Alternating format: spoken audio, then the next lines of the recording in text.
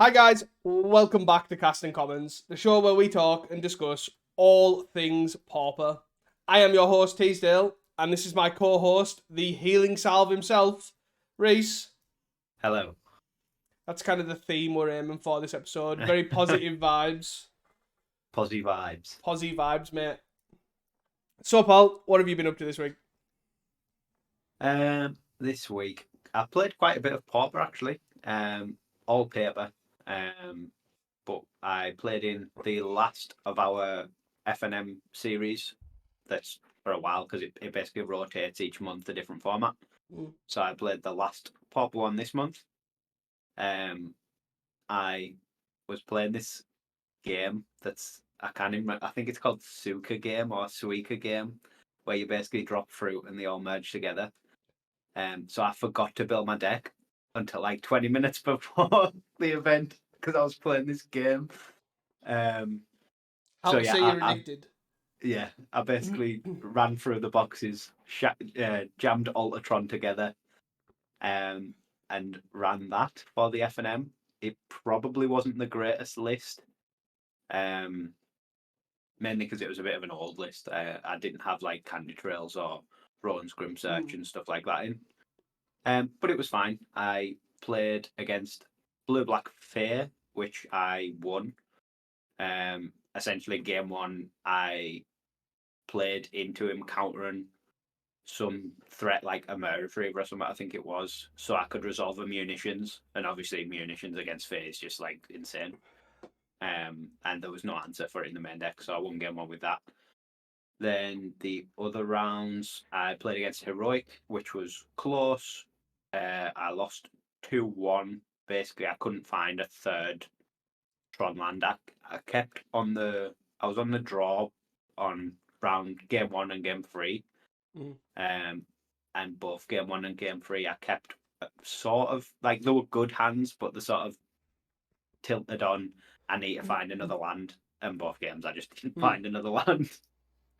Yeah, those like kind of good And keeps, but like yeah, didn't actually get there. Yeah, yeah, like I think it was definitely correct to keep, yeah. but it just didn't pan out. And obviously against Heroic, you don't really have time to dawdle around. And then I lost 2-1 to Mogwarts as well.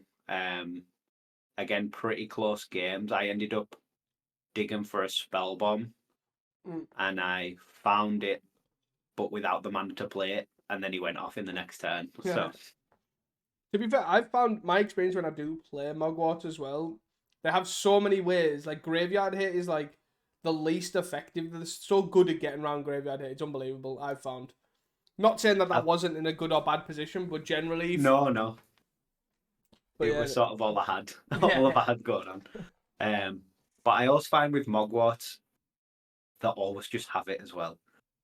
It's so yeah, hard yeah. to play around because you're like, oh well, surely they're not going to do it. And then they're just like, oh yeah, Matron, play this guy, sack this, play Putrid, play first aid. And you're like, oh. Yeah, out of nowhere. I always find it funny though because Mogwart always looks like really like when you're looking on paper, you're like, what is this? It's like a 3+ card combo, like, Yeah, but for some reason it just glues together and it works. yeah.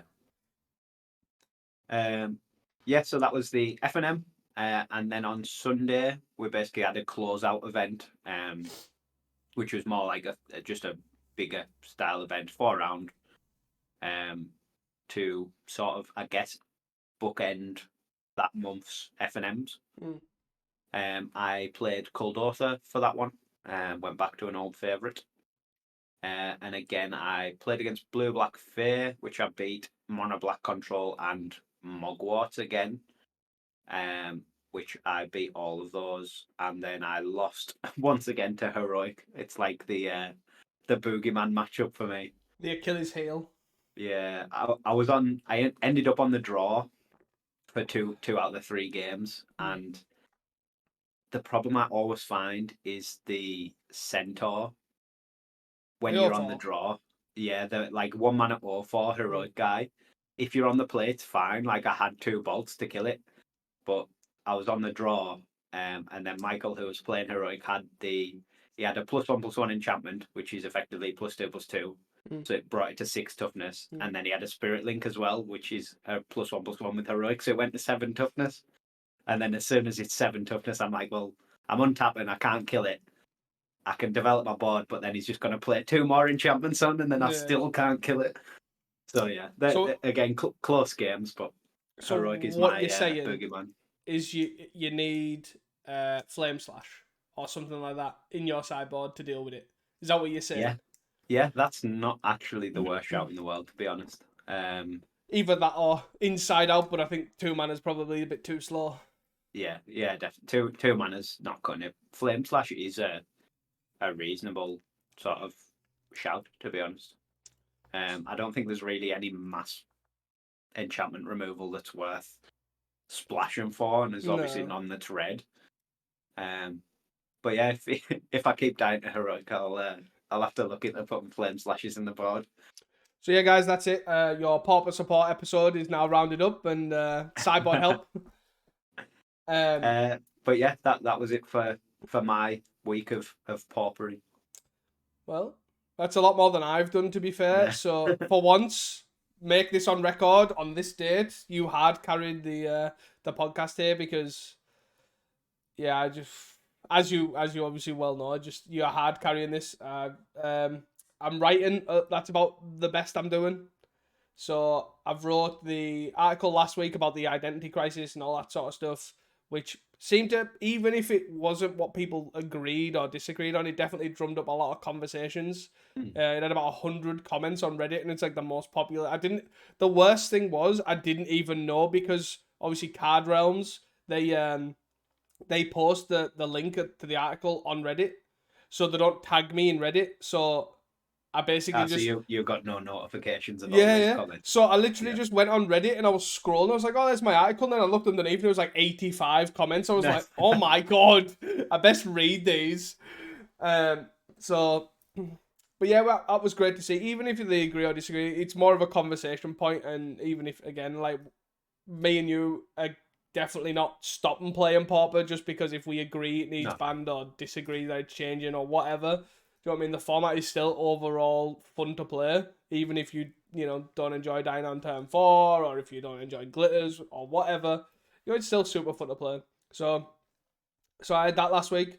I've got the Pauper set review this week. Is it Forgotten Caves? Because I actually can't remember the name of the set. I was going to say, you'll struggle for that. I don't think I've seen a common spoiled yet. Well, the fully spoiled 1st of November. So, okay. So hopefully that article will get finished this week and probably hopefully spoiled. Because the set symbol's so hard to tell what things are. I keep seeing cards. I'm like, oh, that's interesting. Oh, it's an uncommon. Oh, that's that's a rare. Yeah, the amount of times I've had people message me and say, oh, look at this common. I'm like, it's not a common. It's uncommon. It's an uncommon. But... I know I posted one in our WhatsApp the other day that was like a blue Thraben Inspector type guy, basically a 1/1 blue flyer that makes a map token. And I was like, oh, look at this. It was a promo. And I was like, oh, yeah, that's an uncommon. I was like, what? Yeah. But yeah, I've got that next week, so that'll be fun to write. And then lastly, I think we set up Cards Realms to set up like an interview with Bako, like a written interview. Oh, cool. So Bako doesn't speak English really. So basically going to write a list of questions. It's basically just a thing. Obviously, the man's on a tear, as we discussed last week. The man is basically... he's never mind the snap bolt effect with whatever he streams appears in leagues. You've got the snap bolt effect fully... it's the Bako effect now, as we'll obviously get into. So it's just basically looking at that and obviously ask him so many burning questions. The main one I do want to get out is how we pronounce his name, because I've been told we're pronouncing it wrong. Yeah. But yeah, other than that is it. Obviously, you are hard carrying this one. Obviously, work and baby on the way. So much on, too much life in the way. But here we are. Let's move on to some challenges, because there is no news or tournament news that I've seen. Yeah, no, I've not got anything for news. The only thing I guess I would add, I did see Callie, even though we talked about last week that he was leaving, he actually came back and said that he thinks he's not leaving due to Hyson and Bako fixing the mare. That's fair. I was like, all right, fair enough. I mean, yeah, it is fair. That lasted long. But, anyways, let's move into. We have 3 effective tournaments to cover. We have the challenge, we have the qualifier, and we have the Sunday challenge. Mm. Yeah, so first one is the Saturday challenge, which was on the 28th of October. Yeah.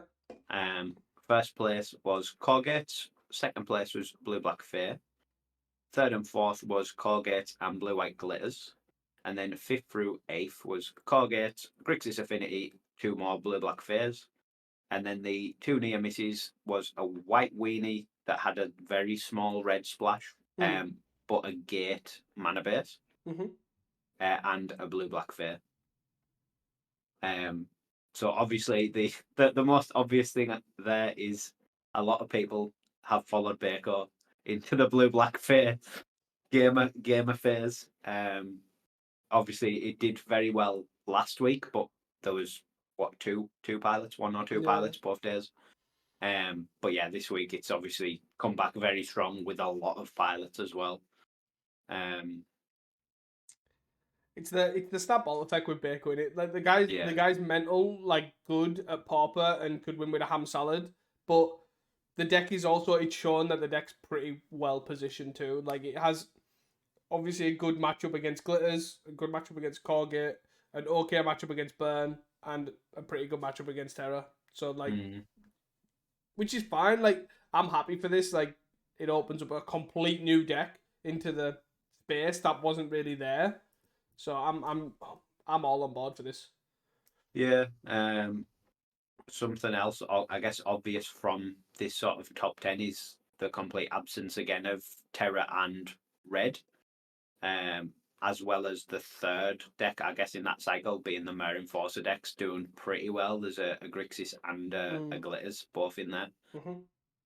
I'm not sure whether sort of the rise of Blue Black Fair maybe leans into Grixis Affinity becoming back to. I was literally just thinking that. Again. I was just thinking the exact same thing, yeah, because people are preying on Blue White Glitters, obviously, as a deck and Corgate and things like that. Like, they all have targets on the back, and Grixis Affinity is one that can always fight through hate when it's there, if you know what I mean. And it's also pretty well positioned against Blue Black, I would say overall. Yeah, especially with the sort of the sideboard options are always better in like white. You get like Dust to Dust and Revoke Existence and stuff like that, whereas the blue black decks don't really get that.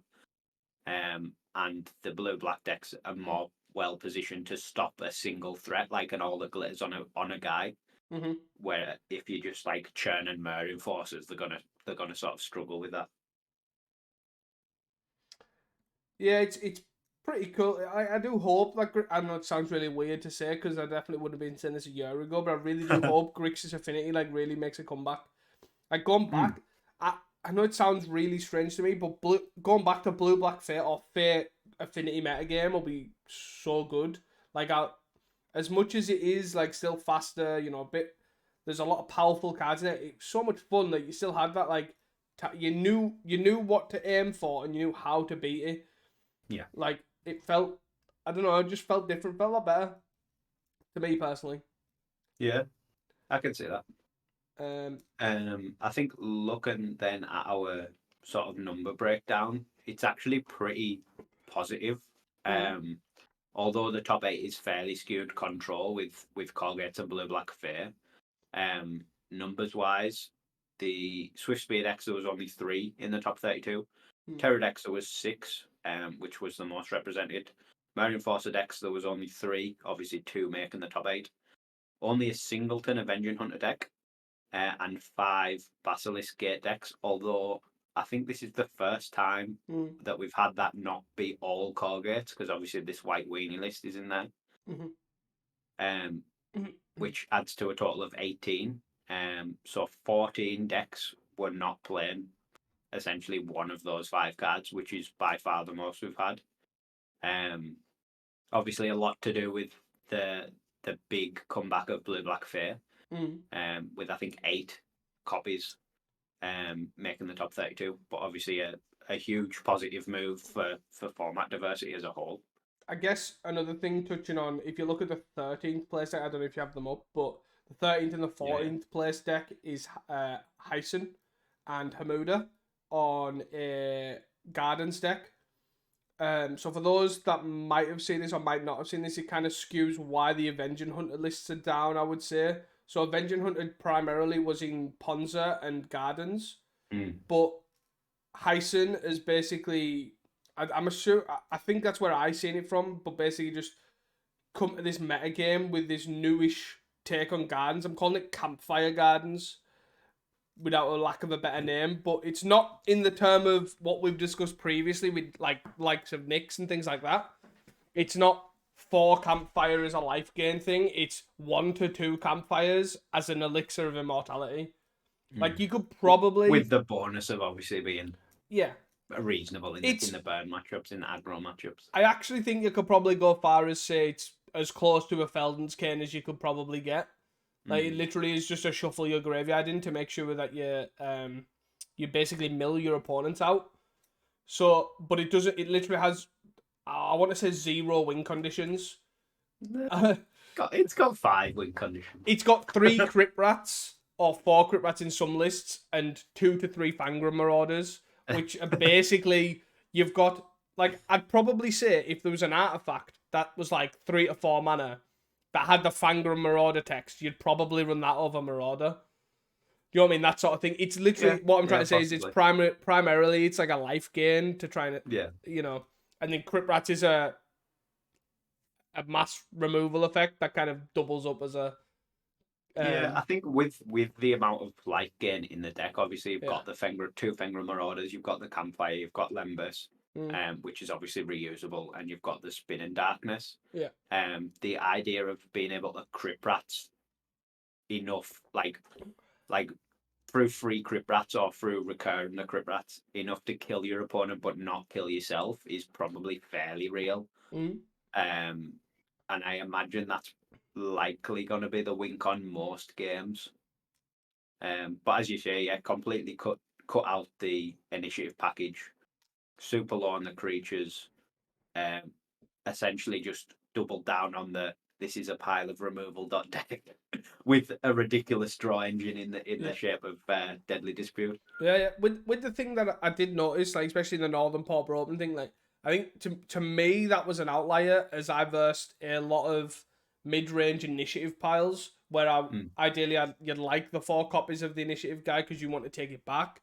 But ultimately this meta game, you've got Fair, you've got Colgate, you've got Red. They're just so bad for the initiative. Like if you're running 4, you're probably going down to 2, maybe even 1. And it's just like this list is probably the best to tackle the metagame.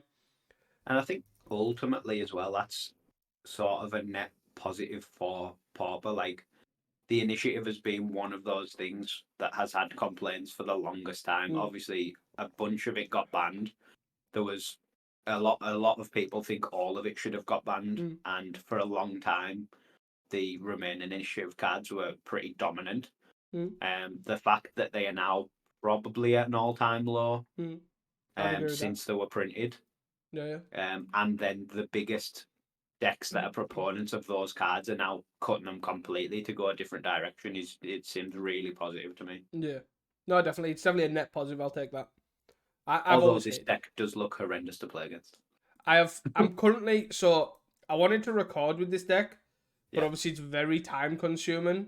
So I wanted to make sure that I ran a league with it first to get a feel for the deck. I'm currently 2 games in.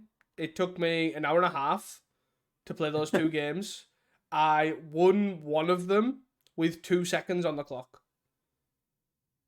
Plenty of time.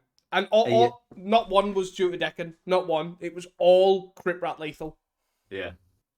I do think that is actually secretly the win con, although it looks a bit innocuous. Obviously the 14th place, Hampus one list. Is playing 2 trolls, which is sort of a legit, like you're gonna cycle them early, but if you draw one late, it's a legit speed up the game, especially on Modo. But I'm assuming you're running this Hyson one with just 3 Crypt Rats, 2 Fengrons. Yeah, the one this is a list, but also his original list ran 61 cards. This does not. So I'm running a 61 card pile. What was the 61st card? I actually can't see what the difference is. That's the Oh, worst okay. thing. I think it might be a land. I'd guess. Like the list Yeah. he originally ran on like 3 bogs as well. All right, okay. So it's But probably a bug, a Duke bug. yeah, I think it ran 23 lands actually. Yeah, I think it was a land. Yeah. But yeah, it's definitely it's fun to play. Like if you're playing it, it looks horrendous to play against. Like I must Yeah. admit, I did get lethal by the Crystal Grotto was lethal because it filtered a Kalni Garden to a black sauce as well. I thought that was for exactly 13 as well. That was how mental it was. It is fun, really do. I would highly recommend people try this out. I also do like the 2 cop blues in the side. Just mix it. Anyways, not really deck diving onto decks, but yeah, I just want to point it out that I'd say that's the big dip in Avenging Hunters is I think, and it also again another thing that opens up, which I guess we'll dive into in the hot takes, is that I think this is the best window combos probably had. Like you've got like I'd say blue black phase probably your worst thing for combo, but other than that, it can like if you are prepared for those sort of matchups and had that play experience, you can definitely get around it. And I think some combo can definitely get around that. I would say things like first day class mugworts or familiars, things like that. They can kind of work their way around fair players. So maybe time for combo to make a return. Have you got any further comments on the Saturday challenge then? Or should we move on to the Yeah, qualifier? I'm happy to move on to the qualifier. I've took my time for Campfire Gardens. Yeah, so on Saturday the 20th again, there was also a qualifier, a Pauper qualifier, which I believe was 200 players, which is obviously huge. So that's great to see. First place was Mono Blue Terror. Second place was Blue Black Fair. Third and fourth was Fams and Tribe, bringing combo back. And then fifth through eighth was Core Gates, a banned Gates list, another Core Gates, and another Mono Blue Terror. And then the near misses, there was a Mono Blue Terror in ninth and a Blue White Glitters in 10th.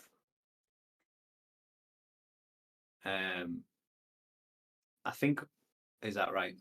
Yeah, That's that's what right. I've got off the checklist. Yeah. No, that's right. That's right. That's right. You looked very confused. I just piqued interest. I seen the band gates. I was like, what is it running green for? And then I had to read I forgot what Centaur Healer did. It's again 3 life guy, isn't it? Yeah. It's like a 3-mana 3/3 again 3 life. I thought it was the one that Um, each player gains 4.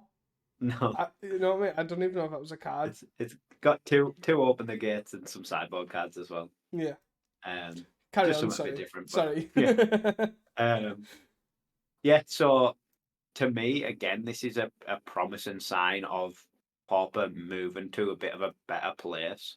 The overpower cards are obviously still there and still represented with Basilisk Gate and Terror obviously being the most obvious ones. Glitters getting close but not quite making it in the top 8. But it's a fairly diverse top 8 from what we've been seeing. No mono red, which I guess is the main outlier. I think the biggest takeaway I've had from this is it's very, very heavy blue bias.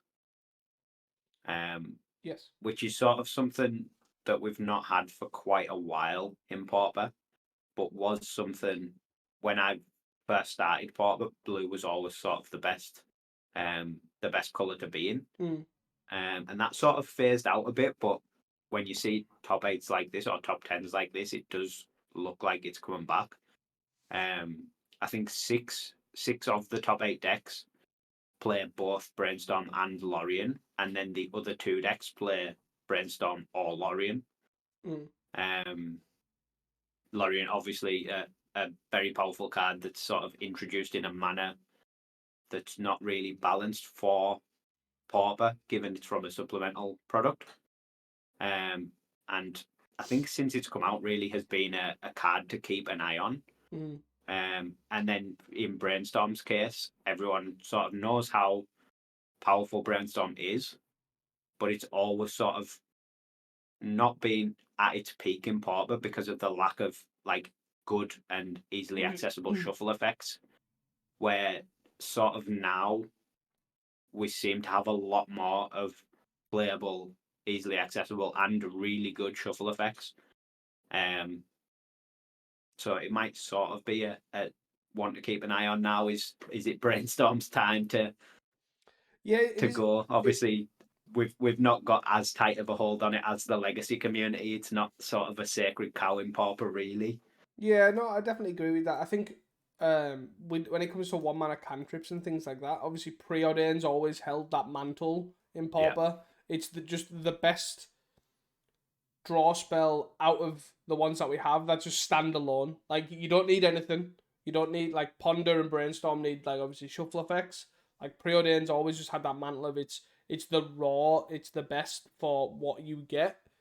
And Brainstorm has definitely made its way into the kind of limelight with obviously, as you say, Lorien revealed.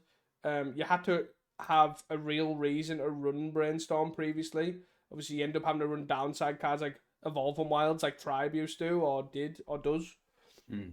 and things like that. But with obviously Mental Note and the inclusion of Terror, you've just Yeah. got Brainstorm actually has a lot of ways to get rid of the top of the deck. Yeah, I think it's sort of it's utilized in a different way in all these decks, but Mm. it's utilized in a much more efficient way than I think I've ever really seen it be Mm.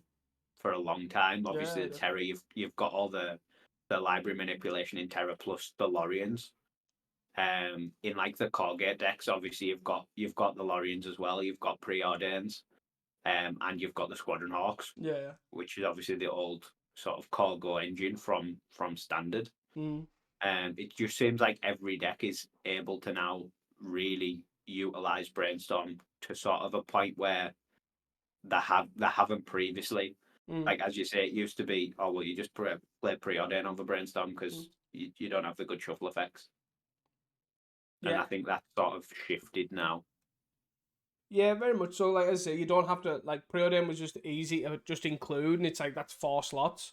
Where Brainstorm previously, you're like, right, okay, so I've got Brainstorm, and I've now got 4 Squadron Hawks. I've got 3 Evolving Wilds. Have I got enough shuffle effects to make it worthwhile? Mm. Like your deck list gets smaller and smaller for the cards you have to include to make Brainstorm bad, but when you look at it and you're like, oh, I've got Evolving Wilds, I've got Mental Note, I've got Squadron Hot, or whatever it is, you're like, oh, I might as well run Brainstorm anyways because I've got already enough shuffle effects naturally. Yeah, I think ultimately Lorien is sort of the pinch point. It's Mm. if this does become too much, like if blue does become too dominant, it's either Lorien or Brainstorm. Um, I think both have sort of a reasonable argument to sort of being dealt with, I guess. Mm. But I am not sure which way the PFP might lean if it sort of comes to that. But if we continue in this vein, in my opinion, it will definitely come to that. Look at it as well. The Saturday challenge as well. The only deck was the Gates as well. Every Yeah, other deck was blue. Obviously, the Grixis Affinity didn't have Lorien or Brainstorm, but um, obviously, but every deck is blue based. yeah. The full top eight on Saturday Yeah, yeah. was all blue. Yeah, there was the ninth place sort of white weenie deck getting in Mm. there. Um, but yeah, Mm-hmm. it is starting to skew. Obviously, we've had the mono red and the gardens dominance for quite a while. But going through this challenge, all these challenges and qualifiers, and even last week's, like the blue skew is sort of coming, and it's coming pretty fast. Yeah. Well, we are obviously we as we have discussed previously, we are adapting. Like the format is healthy on paper. It definitely is Mm, adapting and rotating on what the deck is. Like obviously, Terror was basically non-existent like 2 weeks ago, and now you're yeah, looking at it like Red's non-existent and Terror's still making a comeback. yeah, So yeah, yeah. we are rotating, which is great to see. It obviously makes it great to cover and things like that. But yeah, it really ultimately does. Obviously, it skews on what colors or what cards are really well positioned. Obviously for this qualifier, we have some pretty good numbers. Mm. So the most played deck was tied between Blue Black Fair and Burn. Mm. At 28 pilots each, which was 14% each of the total meta. Yeah. Which, given there's no Burn in the top 10, is pretty surprising. I haven't actually looked if I could see where the closest Burn was. I think it's 14th or something like that. There was a Pinger Burn. Yeah, this Yeah, 14th, yeah. yeah, 14th was a Pinger Burn. And that's the only one in the And top that's 16. it for the top 16. The next most popular deck was Colgate at 10% with 21 pilots, and then after that was um, Gardens with 20 pilots. So a pretty well, I guess if you include Mono Blue Terror was next with 17, and Blue White Glitters with 13. So there's a sort of fairly squared off top end. Obviously, Fear and Burn are well above the rest. Mm. Um, but between Colgate, Gardens, and Terra, they're all fairly chunked together. Yeah, yeah. Also, 12 blue black terrors. Hmm. Wow, I didn't even realize that number. Wow, that's pretty good going, to be fair. I guess if you combine them as well, that's sort of 29 Terra decks. Terra Mm. becomes the most popular archetype, assuming you think those are above the same Yeah, archetype.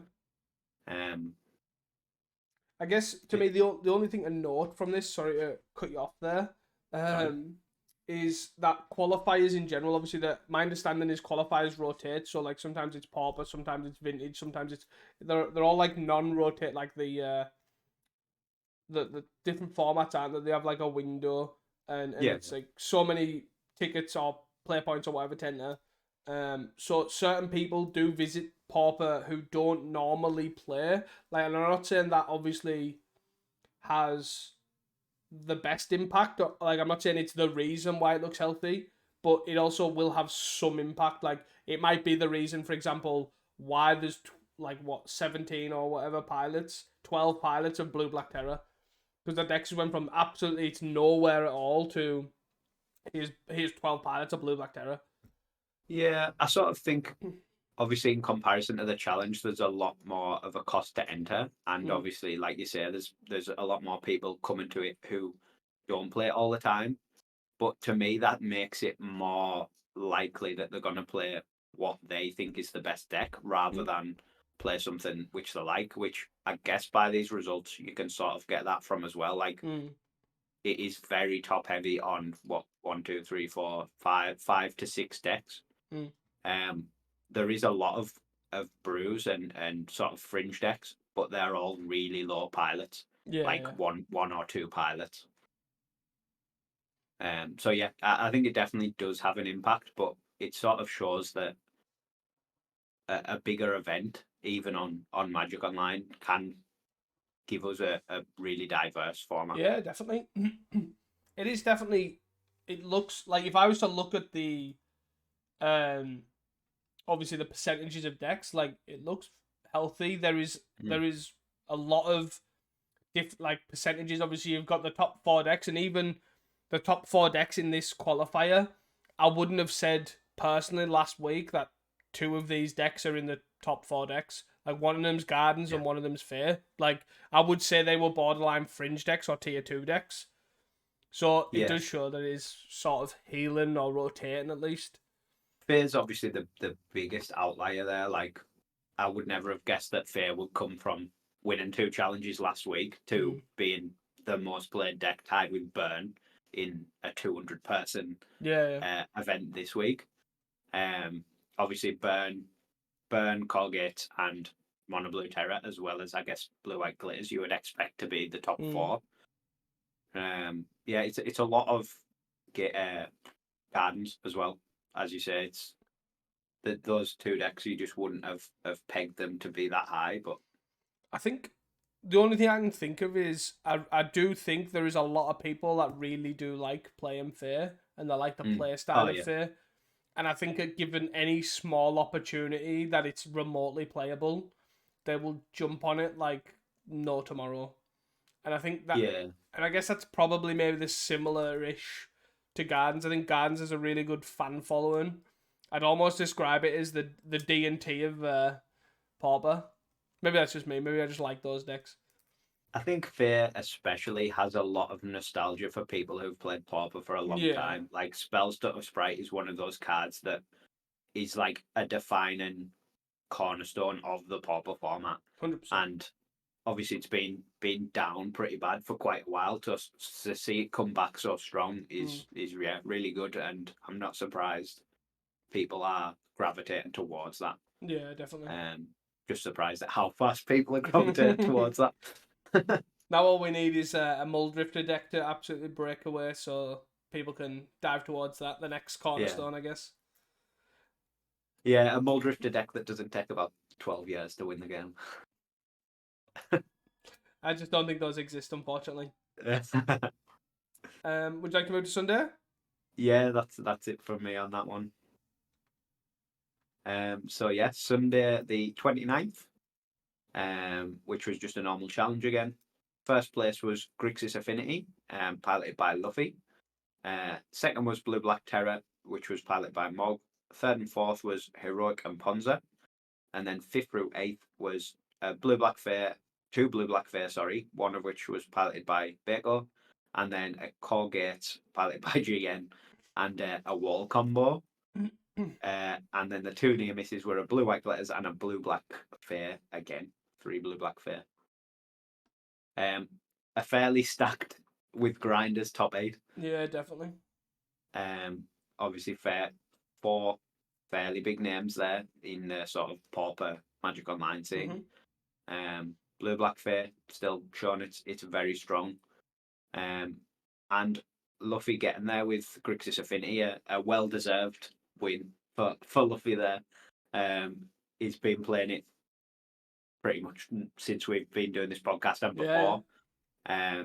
Even when basically everyone completely abandoned Grixis for Glitters, Luffy was still grinding with Grixis. So it's great to see him getting a win there. Yeah, I'm also surprised that Mogged, obviously great grinder, obviously great player. Interesting that they decided to lean towards Blue Black Terror. Must obviously be something to do with the vast shift in metagame that Blue Black has against Mono Blue. Which is pretty cool, pretty interesting. Yeah, I think it probably just suits the current meta better with all the sort of Colgate and stuff like that. It probably just fits in a little better than Mono Blue. The only It wasn't super hard on the black. It was basically for removal and fangs, as well as I guess Gurmags. Do you know what I actually think it boils down to as well? Now that I think about it, because looking at it, when I seen most blue blacklists post Commander Masters, is they were cutting down hard on Gurmag Angler. And my main thought was, why would you cut down on Gurmag Angler? Because it's obviously snuff out protection. And that leads me towards, if you look at the list, it's a traditional-ish Gurmag Angler, 4 Angler, 4 Terror, 2 Falaji list. Yeah. That the only thing I can think of is obviously that it's prepared for Fear in the sense that their removals mainly snuff out, and you just have 4 Gurmag Anglers that they just can't really deal with. Yeah, I can see which that. I guess That's makes pretty good shot, to be fair. probably makes the most sense. And then you've obviously got that Fangs as well for the mono red match, or for the aggro matchups. Obviously, with White Waney and stuff in there as well. So yeah, it's pretty cool to see a lot of, I don't even want to say old decks, but basically previous iterations of what are now like obviously Blue White Glitters, as you said, and Mono Blue Terror, like their previous iterations of Blue Black and Grixis doing really well, with a lot of like Heroic and Ponza and Walls combos shown in there to say, look how good we still are. Yeah. I think this is definitely another one for me where you look at this top 8 and it looks like healthy Pauper. Yeah. Like you wouldn't look at this and say, obviously there's 2 Blue Black Fair and then one in 10th.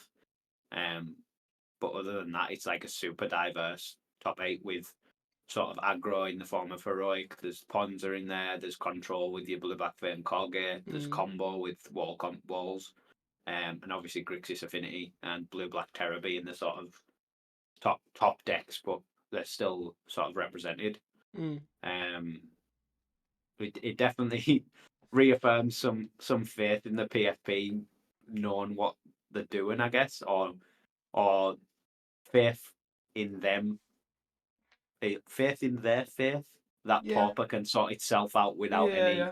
outside influence. More maybe. I think that's probably one way to put it. Is it's not just faith in the PFP, which a lot of people like. Obviously, with these no change videos and stuff that people obviously have issues with. I think ultimately what this does is, as you say, it puts faith back in their faith. Like Yeah, they're basically saying, look, it puts faith in Pauper yeah, that it can solve its own problems. yeah. I think to be fair, the more we get users, and as we've discussed, like obviously not in the podcast, is to me and to yourself is the biggest problem is leagues for us.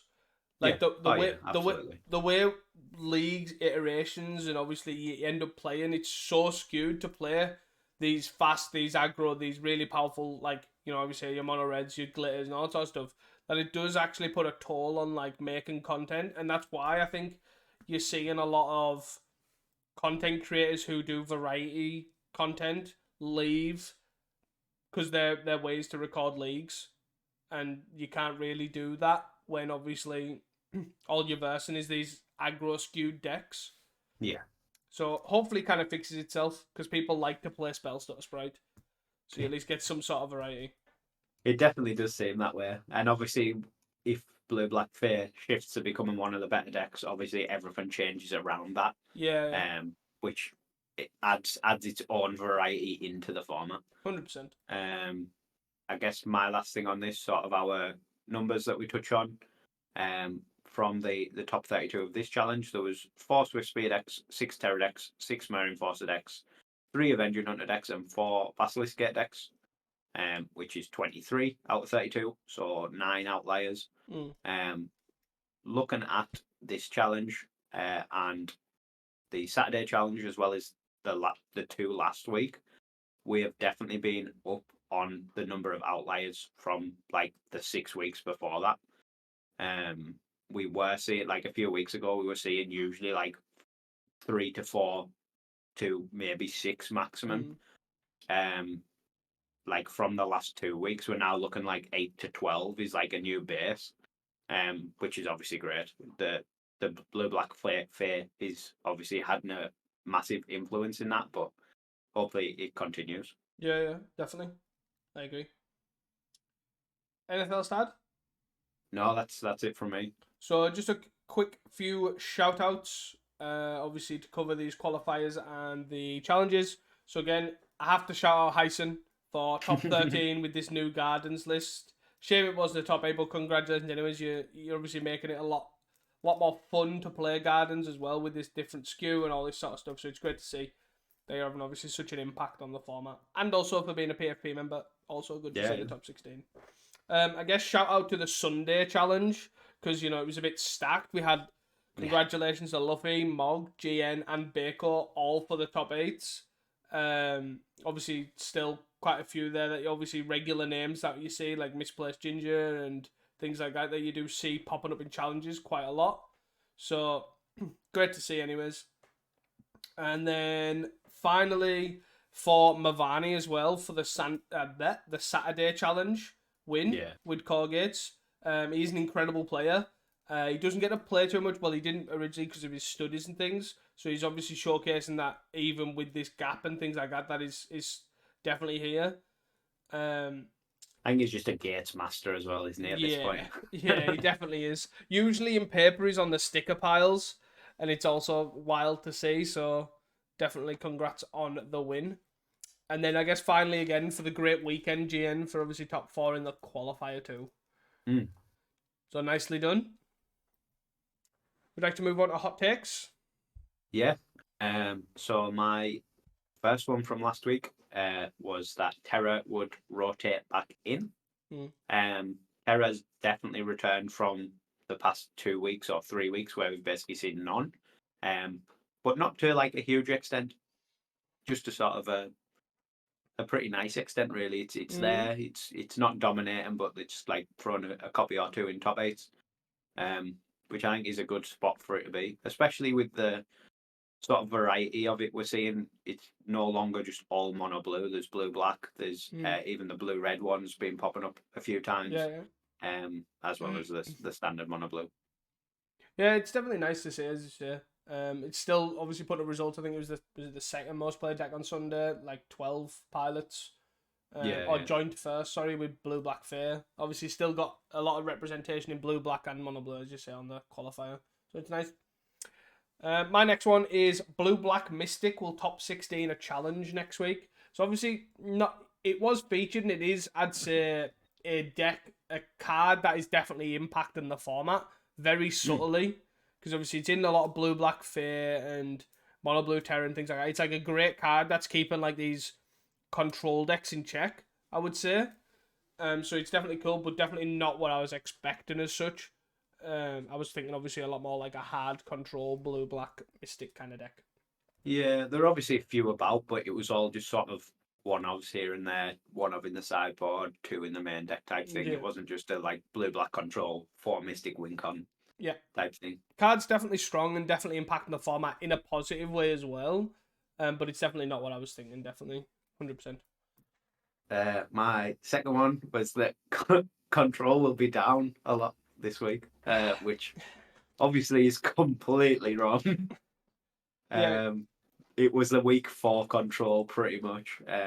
So yeah, that was a pretty horrendous take. Well, they are called hot takes, I guess. So, my last one is Poison Storm will top 8. Yeah, that didn't happen. It was the weekend for control, definitely. But yeah, never know. There's always next week. Would you like to move to hot takes? Is that a spoiler for your hot take for kind of? Yeah. So hot takes for next week.